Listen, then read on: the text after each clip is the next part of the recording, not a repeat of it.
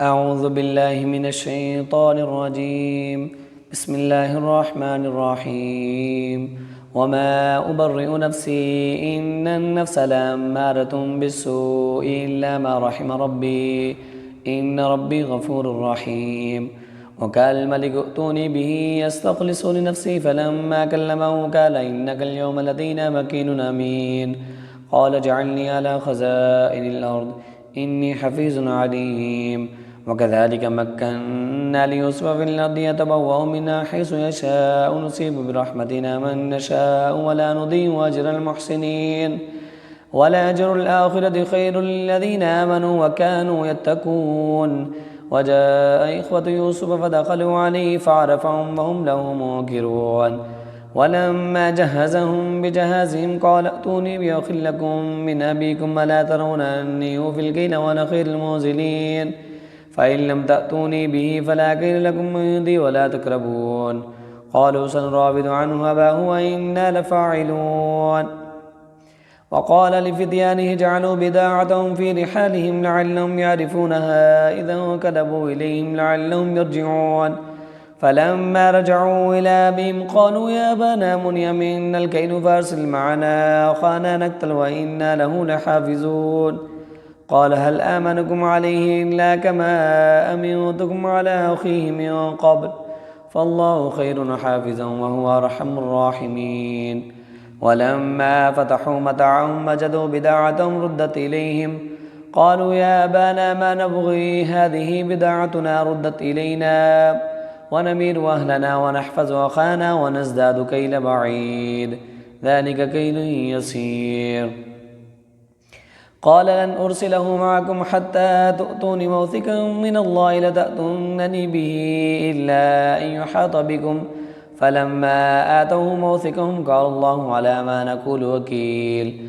وقال يا بني لا تدخلوا من باب واحد وادخلوا من أبواب متفرقة وما أغني عنكم من الله من شيء إن الحكم إلا لله عليه توكلت وعليه فليتوكل المتوكلون. ولما دخلوا من حيث أمرهم أبوهم ما كان يغني عنهم من الله من شيء إلا حاجة في نفس يعقوب كداها وإنه لذو علم لما علمناه ولكن أكثر الناس لا يعلمون. ولما دخلوا على يوسف آوى إليه أخاه قال إني أنا أخوك فلا تبتئس بما كانوا يعملون. فلما جهزهم بجهازهم جعل السقاية في رحل أخيه ثم أذن مؤذن أيتها العير إنكم لسارقون. قالوا وأقبلوا عليهم ماذا تفقدون قالوا نفقد صواع الملك ولمن جاء به حمل بعير وعن به زعيم. قالوا تالله لقد علمتم ما جئنا لنفسد في الأرض وما كنا صادقين. قالوا فما جزاؤه إن كنتم كاذبين. قالوا جزاؤه من وجد في رحله فهو جزاؤه كذلك نجزي الظالمين. فبدأ بأوعيتهم قبل وعاء أخيه ثم استخرجها من وعاء أخيه كذلك كدنا ليوسف ما كان ليأخذ أخاه في دين الملك إلا إن يشاء الله نرفع درجات من نشاء وفوق كل ذي علم عليم. قالوا إن يسرق فقد سرق أخ له من قبل فأسرها يوسف في نفسه ولم يبدها لهم قال أنتم شر مكانا والله أعلم بما تصفون. قالوا يا أيها العزيز إن له أبا شيخا كبيرا فخذ أحدنا مكانه إنا نراك من المحسنين. قال معاذ الله أن نأخذ إلا من وجدنا متاعنا عنده إنا إذا لظالمون. فلما استيئسوا منه خلصوا نجيا. قال كبيرهم ألم تعلموا أن أباكم قد أخذ عليكم موثقا من الله ومن قبل ما فرطتم في يوسف فلن أبرح الأرض حتى يأذن لي أبي أو يحكم الله لي وهو خير الحاكمين. ارجعوا إلى أبيكم فقولوا يا أبانا إن ابنك سرق وما شهدنا إلا بما علمنا وما كنا للغيب حافظين. واسأل القرية التي كنا كنا فيها والعير التي أقبلنا فيها وإنا لصادقون. قال بل سولت لكم أنفسكم أمرا فصبر جميل عسى الله أن يأتيني بهم جميعا إنه هو العليم الحكيم. وتولى عنهم وقال يا أسف على يوسف وابيضت عيناه وتولى عنهم وقال يا أسفا على يوسف وابيضت عيناه من الحزن فهو كظيم. قالوا تالله تفتأ تذكر يوسف حتى تكون حردا أو تكون من الهالكين. قال إنما أشكو بثي وحزني إلى الله وأعلم من الله ما لا تعلمون. يا بني اذهبوا فتحسسوا من يوسف وأخيه ولا تيأسوا من روح الله إنه لا ييأس من روح الله إلا القوم الكافرون.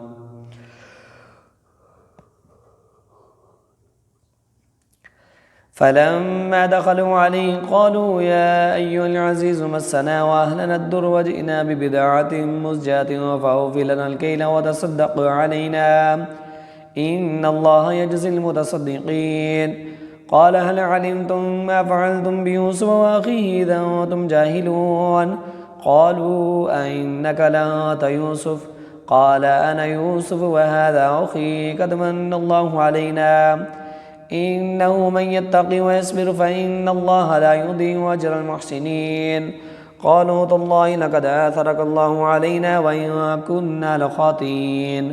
قال لا تثريب عليكم اليوم يغفر الله لكم وهو أرحم الراحمين. اذهبوا بقميصي هذا فألقوه على وجه أبي يأت بصيرا وأتوني بأهلكم أجمعين.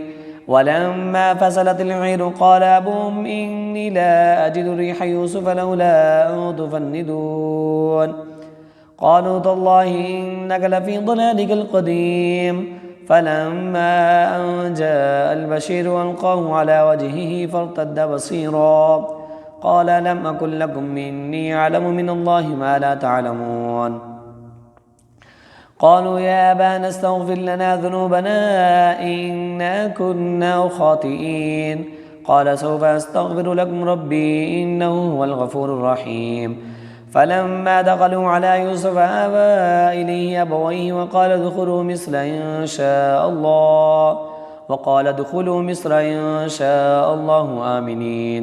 ورفع أبويه على العرش وخروا له سجدا وقال يا أبت هذا تأويل رؤياي من قبل قد جعلها ربي حقا وقد أحسن بي إذا أخرجني من السجن وجاء بكم من البدو من بعد أن نزغ الشيطان بيني وبين إخوتي إن ربي لطيف لما يشاء إنه هو العليم الحكيم.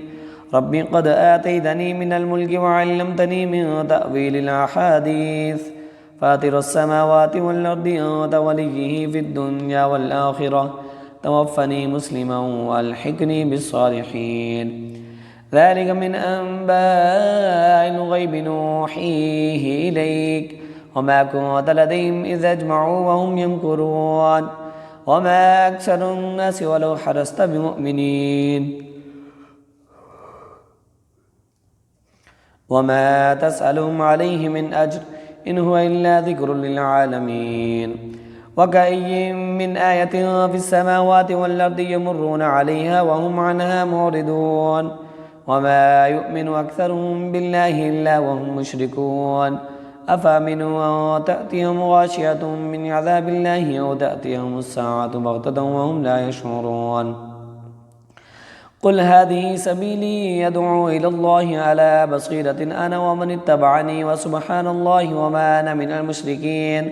وما أرسلنا من قبلك إلا رجالا نوحي إليهم من أهل القرى أفلم يسيروا في الأرض فينظروا كيف كان عاقبة الذين من قبلهم ولدار الآخرة خير للذين اتقوا أفلا تعقلون.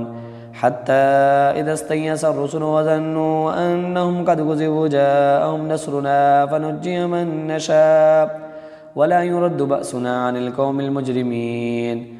لقد كان في قصصهم عبرة لأولي الألباب ما كان حديثا يفترى ولكن تصديق الذي بين يديه وتفصيل كل شيء وهدى ورحمة لقوم يؤمنون. ألف لام ميم را تلك آيات الكتاب والذي أنزل إليك من ربك الحق ولكن أكثر الناس لا يؤمنون. الله الذي رفع السماوات بغير عمد ترونها ثم استوى على العرش وسخر الشمس والقمر كل يجري لأجل مسمى يدبر الأمر يفسر الآيات لعلكم بلقاء ربكم توقنون. وهو الذي مد الأرض وجعل فيها رواسي وأنهارا ومن كل الثمرات جعل فيها زوجين اثنين يغشي الليل النهار إن في ذلك لآيات لقوم يتفكرون.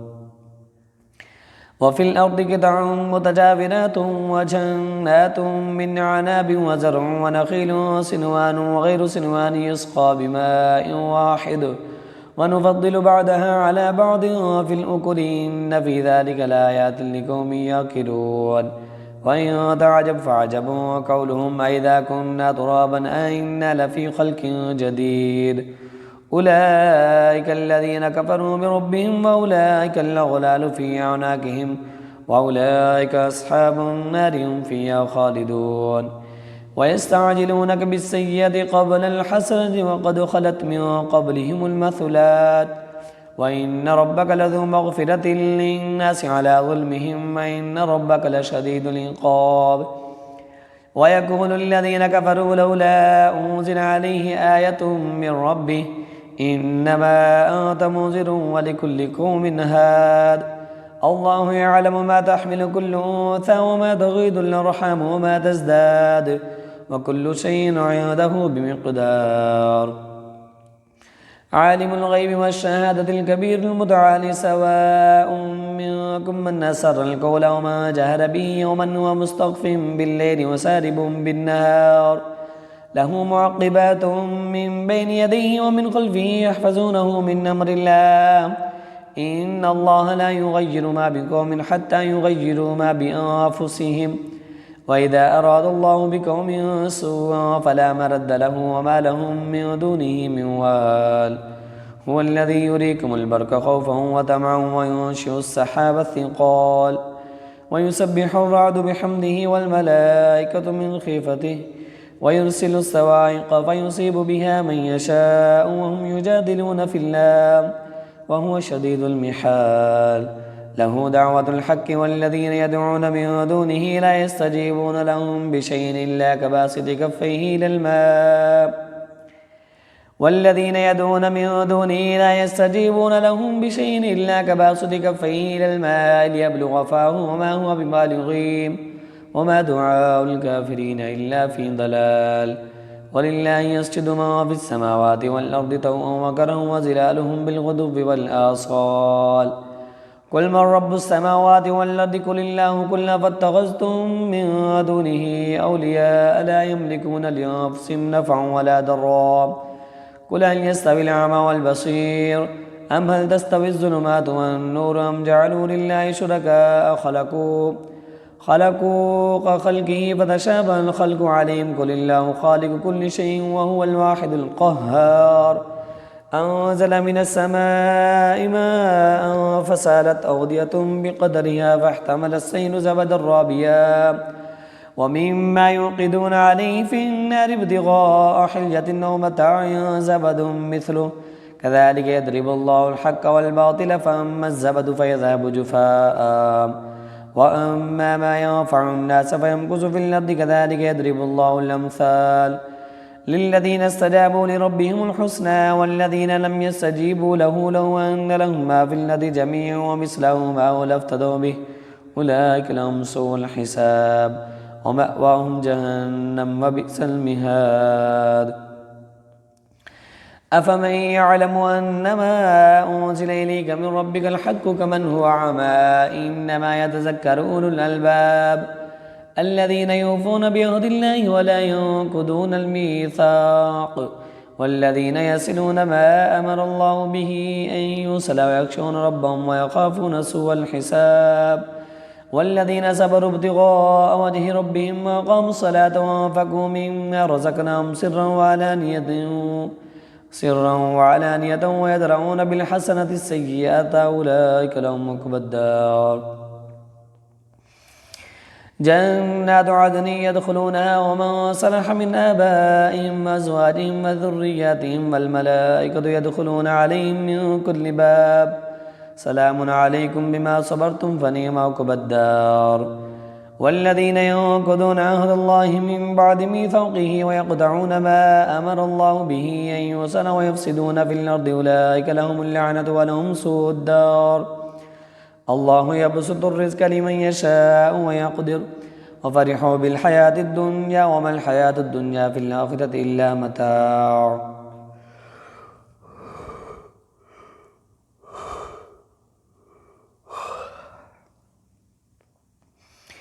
ويقول الذين كفروا لولا أنزل عليه آية من ربه قل إن الله يضل من يشاء ويهدي إليه من أناب الذين آمنوا وتطمئن قلوبهم بذكر الله ألا بذكر الله تطمئن القلوب الذين آمنوا وعملوا الصالحات طوبى لهم وحسن مآب كذلك أرسلناك في أمة قد خلت من قبلها أمم لتتلو عليهم الذي يوحينا إليك وهم يكفرون بالرحمن قل هو ربي لا إله إلا هو عليه توكلت وإليه متاب ولو أن قرآنا سيرت به الجبال أو قطعت به الأرض أو كلم به الموتى بل لله الأمر جميعا أفلم ييأس الذين آمنوا أن لو يشاء الله لهدى الناس جميعا ولا يزال الذين كفروا تصيبهم بما صنعوا قارية أو تحل قريبا من دارهم حتى يأتي وعد الله إن الله لا يخلف الميعاد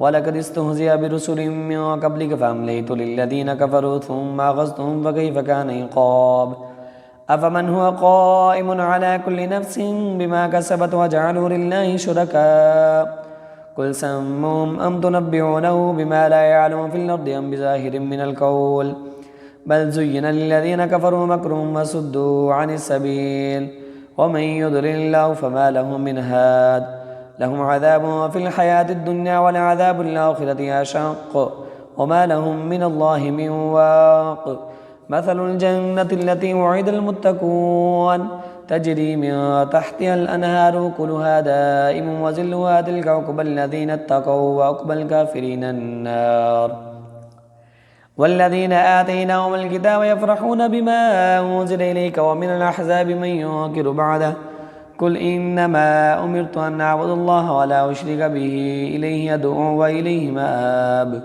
وكذلك أنزلناه حكما عربيا ولئن اتبعت أهواءهم بعدما جاءك من العلم ما لك من الله من ولي ولا واق ولقد أرسلنا رسلا من قبلك وجعلنا لهم أزواجا وذرية وما كان لرسول أن يأتي بآية إلا بإذن الله لكل أجل كتاب يمحو الله ما يشاء ويثبت وعنده أم الكتاب وإما نرينك بعض الذين نعدهم أو نتوفينك فإنما عليك البلاغ وعلينا الحساب أولم يروا أنا نأتي الأرض ننقصها من أطرافها والله يحكم لا معقب لحكمه وهو سريع الحساب وقد مكر الذين من قبلهم فلله المكر جميعا يعلم ما تكسب كل نفس وسيعلم الكفار لمن عقبى الدار ويقول الذين كفروا لست مرسلا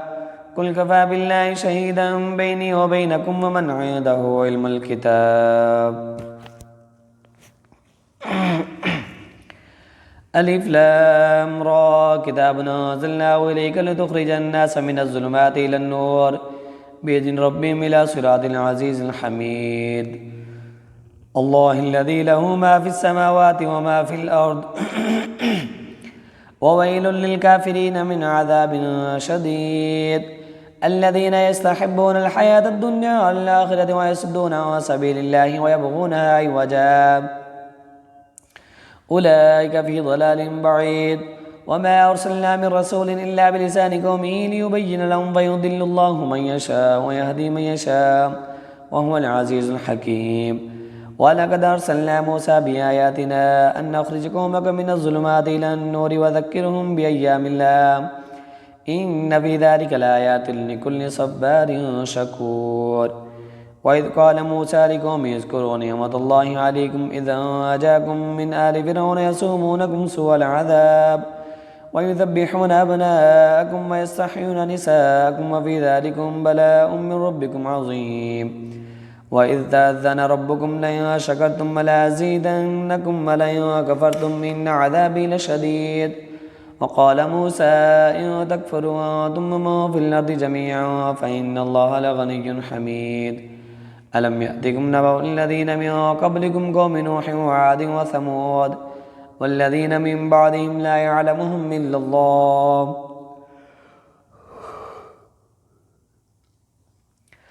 جاءتهم رسلهم بالبينات فردوا أيديهم في أفواههم وقالوا إنا كفرنا بما أرسلتم به وإنا لفي شك مما تدعوننا إليه مريب.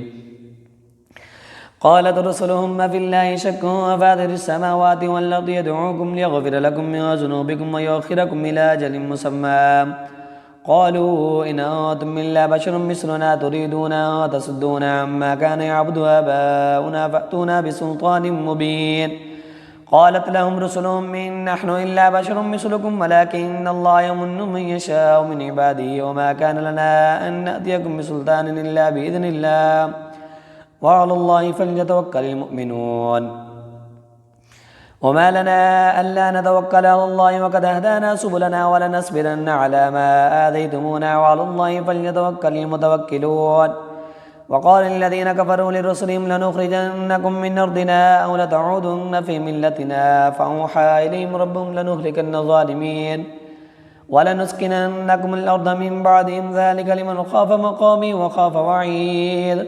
واستفتحوا وخاب كل جبار عنيد من ورائه جهنم ويسقى من ماء سديد يتجرعه ولا يكاد يسيغه ويأتيه الموت من كل مكان وما هو بميت ومن ورائه عذاب غليظ. مثل الذين كفروا بربهم أعمالهم كرماد اشتدت به الريح في يوم عاصف لا يقدرون مما كسبوا على شيء ذلك هو الضلال البعيد. ألم تر أن الله خلق السماوات والأرض بالحق إن يشاء يذهبكم ويأتي بخلق جديد وما ذلك على الله بعزيز. وبرزوا لله جميعا فكان الضعفاء للذين استكبروا إنا كنا لكم تبعا فهل أنتم مغنون أنا من عذاب الله من شيء. قالوا لو هدانا الله لهديناكم سواء علينا أجزعنا أم صبرنا ما لنا من محيص. وقال الشيطان لما قضي الأمر إن الله وعدكم وعد الحق ووعدتكم فأخلفتكم وما كان لي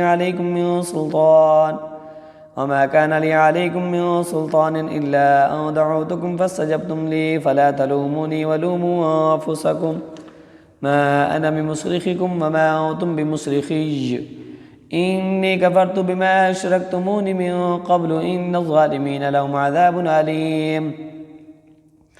وأدخل الذين آمنوا وعملوا الصالحات جنات تجري من تحتها الأنهار خالدين فيها بإذن ربهم تحيتهم فيها سلام. ألم تر كيف ضرب الله مثلا كلمة طيبة كشجرة طيبة أصلها ثابت وفرعها في السماء تؤتي أكلها كل حين بإذن ربها ويضرب الله الأمثال للناس لعلهم يتذكرون. ومثل كلمة خبيثة كشجرة خبيثة اجتثت من فوق الأرض ما لها من قرار يثبت الله الذين آمنوا بالقول الثابت في الحياة الدنيا وفي الآخرة ويضل الله الظالمين ويفعل الله ما يشاء. ألم تر إلى الذين بدلوا نعمة الله كفرا وأحلوا قومهم دار البوار جهنم يصلونها فبئس القرار وجعلوا لله أندادا ليضلوا عن سبيله قل تمتعوا فإن مصيركم إلى النار. كل عبادي الذين آمنوا يقيموا الصلاة وينفقوا مما رزقناهم سرا وعلانية من قبل أن يأتي يوم لا بيع فيه ولا خلال. الله الذي خلق السماوات والأرض وأنزل من السماء ماء فأخرج به من الثمرات رزقا لكم وسخر لكم الفلك لتجري في البحر بأمره وسخر لكم الأنهار وسخر لكم الشمس والقمر دائبين وسخر لكم الليل والنهار وآتاكم من كل ما سألتموه وإن تعدوا نعمة الله لا تحصوها إن الإنسان لظلوم كفار. وإذ قال إبراهيم رب اجعل هذا البلد آمنا واجنبني وبني أن نعبد الأصنام رب إنهن أضللن كثيرا من الناس فمن تبعني فإنه مني ومن عصاني فإنك غفور رحيم. ربنا إني أسكنت من ذريتي بواد غير ذي زرع عند بيتك المحرم ربنا ليقيموا الصلاة فاجعل أفئدة من الناس تهوي إليهم وارزقهم من الثمرات لعلهم يشكرون. ربنا إنك تعلم ما نخفي وما نعلن وما يخفى على الله من شيء في الأرض ولا في السماء. الحمد لله الذي وهب لي على الكبر إسماعيل وإسحاق إن ربي لسميع الدعاء. رب اجعلني مقيم الصلاة ومن ذريتي ربنا وتقبل دعاء. ربنا اغفر لي ولوالدي وللمؤمنين يوم يقوم الحساب. ولا تحسبن الله غافلا عما يعمل الظالمون إنما يؤخرهم ليوم تشخص فيه الأبصار مهطعين مقنعي رؤوسهم لا يرتدوا إليهم طرفهم وأفئدتهم هواء. وانذر الناس يوم يأتيهم العذاب فيقول الذين ظلموا ربنا أخرنا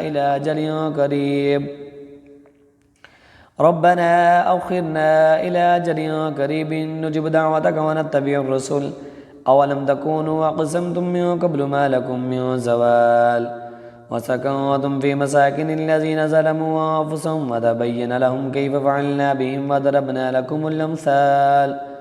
وقد مكروا مكرهم عند الله مكرهم إن كان مكرهم لتزول منه الجبال فلا تحسبن الله مخلف وعده رسله إن الله عزيز ذو انتقام.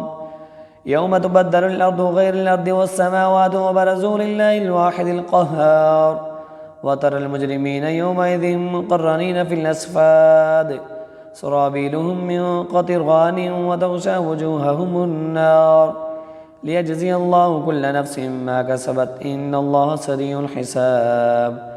هذا بلاغ للناس ولينذروا به وليعلموا أنما هو إله واحد وليذكر أولو الألباب.